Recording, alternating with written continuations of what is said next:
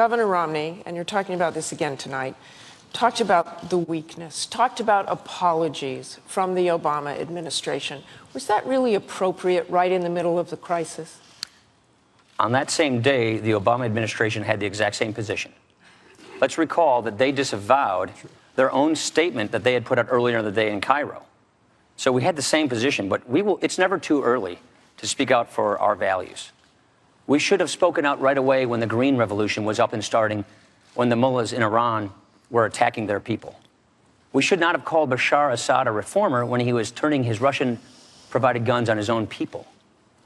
We should always stand up for peace, for democracy, for individual rights.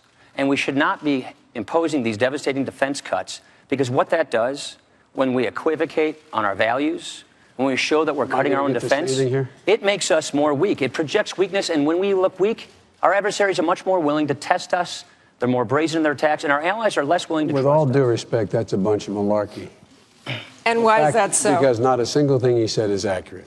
First of all, be specific. I will be very specific. Number one, this lecture on embassy security.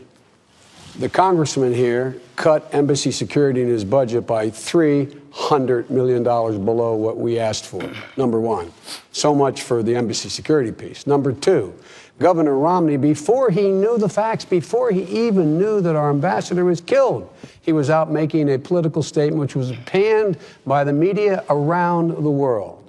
And this talk about this weakness, I don't understand what my friend's talking about here. This is a president who's gone out and done everything he has said he was going to do. This is the guy who's repaired our alliances so the rest of the world follows us again. This is the guy who brought the entire world, including Russia and China, to bring about the most devastating